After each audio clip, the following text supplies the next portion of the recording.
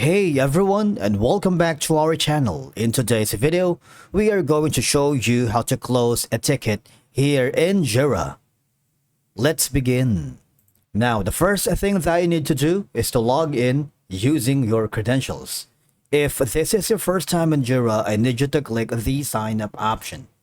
And from here, just follow the on-screen instructions and you're good to go.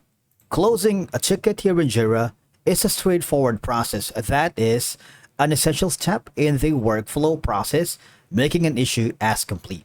Now, for example, I'm going to create an issue just for the sake of this tutorial. I'm gonna press enter.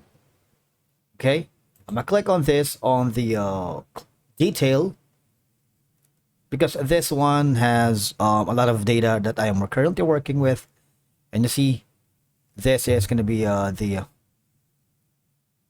let's do that right now.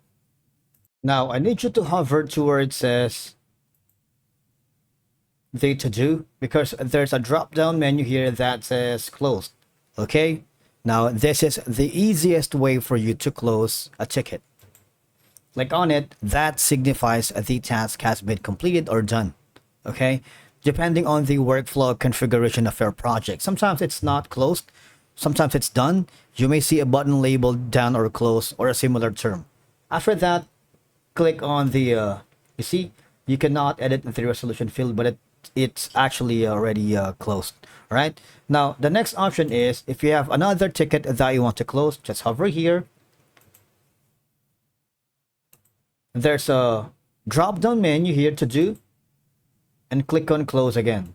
All right. So basically, this is how you close a ticket here in Jira, which is a very easy thing to do in a straightforward process. Thank you so much for watching. We will see you again in the next one.